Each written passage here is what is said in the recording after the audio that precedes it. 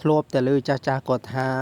ស្នក់ពស់ឲ្យតែក្បាលវាចេញក្រៅគឺខ្លួនវានៅក្នុងរន្ធហើយវាចូលរន្ធតបតែឃើញពីម្សិលមិញឃើញស្នក់នេះម្សិលមិញហ្នឹង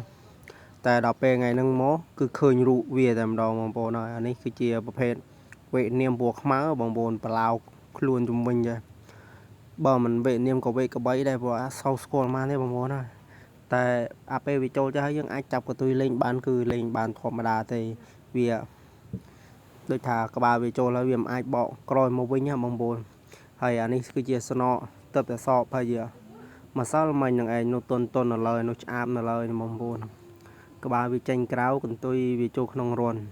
តែដល់ពេលដើរមកដល់គឺឃើញវាចេញពីកន្លែងហ្នឹងតែម្ដងនិយាយវាថាធំដល់កបងប្អូនហើយវាស្ងំក្រមថ្មហ្នឹងឯងមិនដឹងថាមកនៅតាំងពីពេលណាគឺមិនដឹងទេធំមែនទែនបងប្អូនហើយមួយនេះដឹងតាធ្វើអីចេញមានតែវាយវាចូលបើមិនចោះអត់កើតទេព្រោះវានៅនឹងលបងផ្ទះគ្រោះថ្នាក់មែនទែនបើយើងមិនវាយវាចេញច្បាស់ណាស់ថ្ងៃណាមួយវាចូលលើផ្ទះយើងទៅច្រឡំទៅចើអ្នកបងប្អូនឬក៏សាច់ញាតិយើងនៅក្នុងផ្ទះឬក៏អ្នកភូមិជាតិគ្នាគឺវេទនា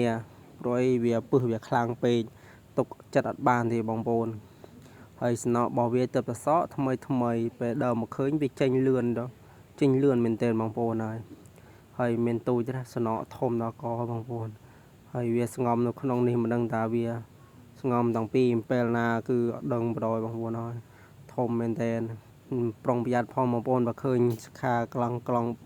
ក្លាវាបែបនេះ